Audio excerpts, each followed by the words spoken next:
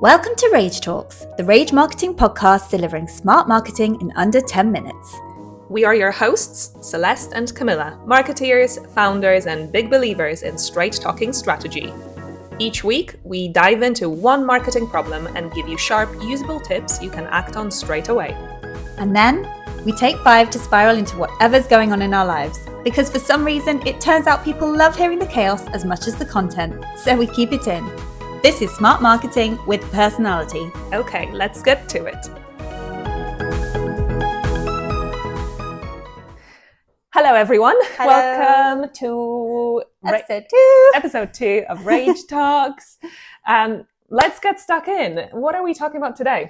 Okay, so today we are talking about too niche or not too niche? That is the question. That is the question. So Yes. Why we chose one, what it's done for us, and why we think trying to market to everyone is basically a one-way ticket to being ignored. Yes, absolutely. We definitely believe that working with a niche is the right thing to do. We know some people disagree, which is fine. But yeah, we don't think it closes any doors, really. I think that's the fear. It's the fear factor of, okay, if we niche, we narrow it down, we're shutting Closing doors before you've even got them open. Yeah. But for us, it's been actually the complete opposite, to be honest. So it's that initial leap that you have to take that's maybe a little scary, but actually if you just stick with it and go for it, it worked for us. So we didn't pick this sector by accident. So I think it was one of the first meetings we had where we started discussing it. We knew we wanted to niche in something specific, and basically it was between two sectors. So it was hospitality, leisure, travel and tourism as one, or the home sector, which is where I've got some experience in.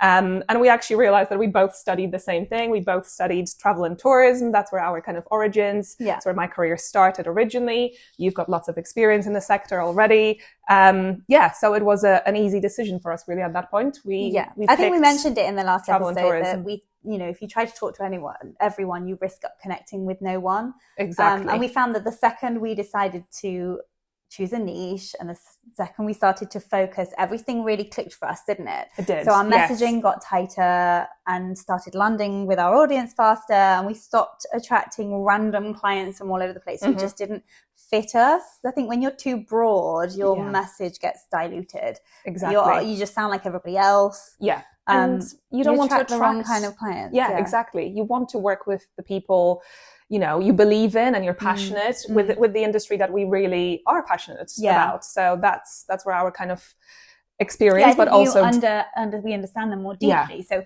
we know how these businesses run. We know their pain points. So, seasonality, we've been slow there. Weekdays, reliance on footfall, last minute bookings, all that stuff is what we build our strategy around. And because of that, we're not just another agency, we're an agency that gets their world. Yeah, and that exactly. means also, importantly, that we don't compete on price. We're not the cheapest option. No. But we are the right one. The right one for the right clients. Exactly. Yeah.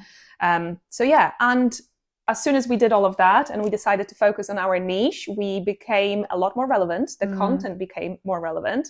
When it's a kind of hotel general manager, pub owner, we start to talk about footfall, shoulder seasons, event-driven campaigns. They know we get it because we've been there. We're not just Googling random techniques. Yeah. We worked in bars and restaurants and hospitality venues and hotels. Yeah, we've lived it. Yeah. So it builds relevance, it builds trust. And that's key, well. exactly. Yeah. And it's that personal connections that you build with every client.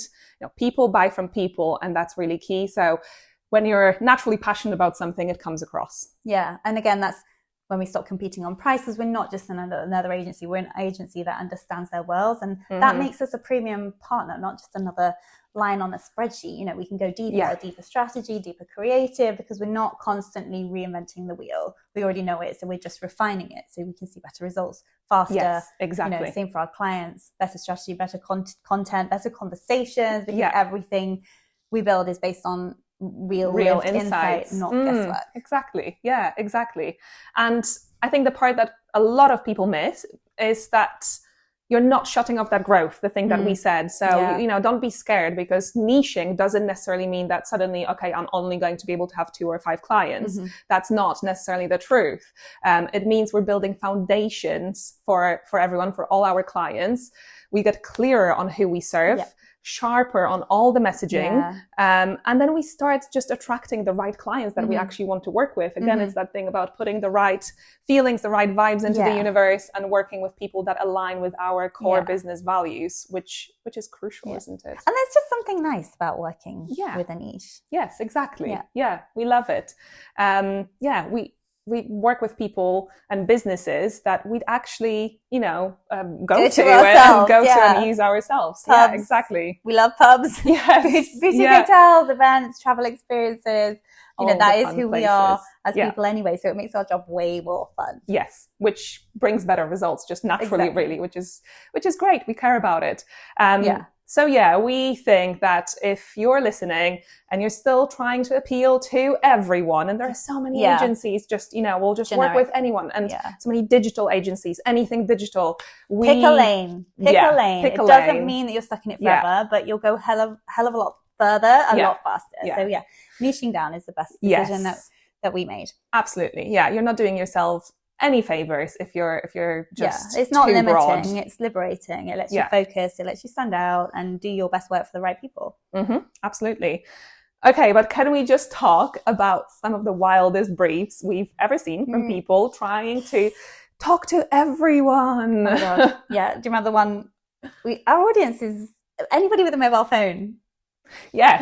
Oh, yes. That's the audience. Anyone with a phone, which is what? 95, or probably more than 95% of the population, really. Okay, now so everyone. What do we do now? And there was one more I remember, which actually I think that happens often, and I bet you've heard this one before, is, okay, so we're going to create this content, and the goal here is to go viral. Oh, man. I've had that so many times. It's like, go viral for what? Yeah. What's the reason? What are you trying to achieve here, actually? What do you want to go viral for? Foot fungus? It's like, what? Just something completely, it's no strategy. Yeah, exactly. So funny, but so many people are just scared to commit. So we do get it. And it was a big decision for us as well, but don't be scared, commit, narrow it down, be experts in that sector, and you'll have a lot more fun too. Yeah, it's easier to sell, easier to scale. Yes, exactly. So on that note, if you're listening and feeling a bit attacked, that's good. Yes, we say it with love. Mostly. But commit and stick to it. And that's the marketing knowledge and tips from us today. But shall we get to some more fun experience. Yes, fun stuff. Yeah, way more important. Okay, what are your top 3 travel destinations? Susan, as we're talking about our niche, go. Niche travel. That's hard. Top 3.